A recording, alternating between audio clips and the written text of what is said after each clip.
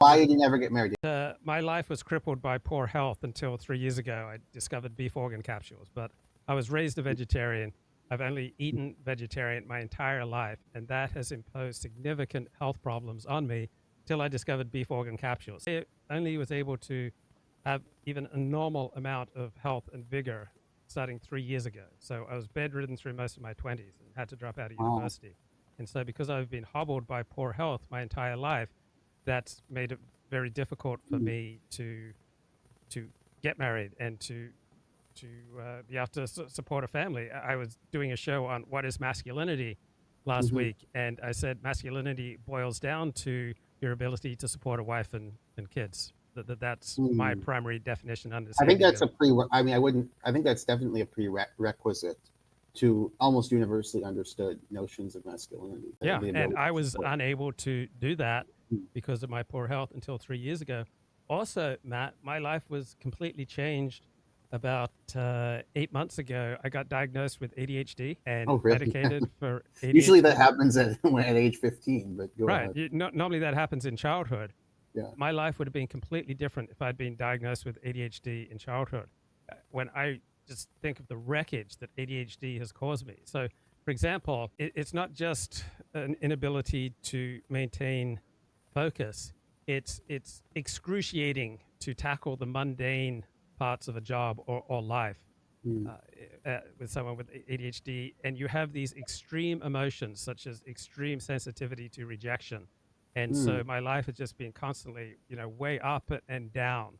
And I would not have been capable of sustaining a relationship as long as I had undiagnosed, unmedicated ADHD, because I was just constantly searching for stimuli. And when I forget to take my ADHD medication, it's such a dramatic difference. And so I just was not fully functional as a normal adult until I got Mm. ADHD medication starting Yeah. about eight This months is ago.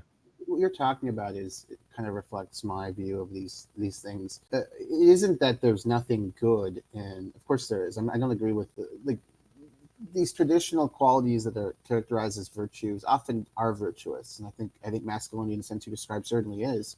However, I think that a problem people on the right often have is they just say, "Okay, do it, do be like this," and I think that the world is much more deterministic than this. It's like as you say, you had these pathologies of the mind that led you to struggle to meet your obligations in this regard and to be productive in the workplace, and then you get a certain prescription and it changes you. And I think that's very much true. I mean, for myself, since we're doing open talk, I had OCD, and I still have it. Sometimes, like it can sometimes be scrupulosity, and some like, oh, did I accidentally assault that person? Like I saw in the hallway because I slightly knocked into them, or they hurt, you know. And but I got the proper treatment for this, and it just gave me much more ability to talk in a free way and not obsess over, oh, did I say something that hurt someone, or did I say something that hurt myself? Like I just kind of go with life. And I wouldn't be able to do that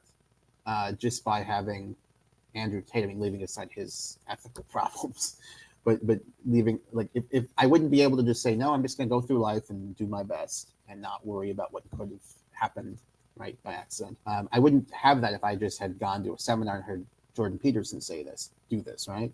It was through a specific therapeutic method and also through medication that allowed me to be liberated of this. Like, do you feel liberated now that Yes. you? Yeah, Yes. yeah, it's liberation actually. Yeah. It's just 95% of my problems go away upon taking a pill.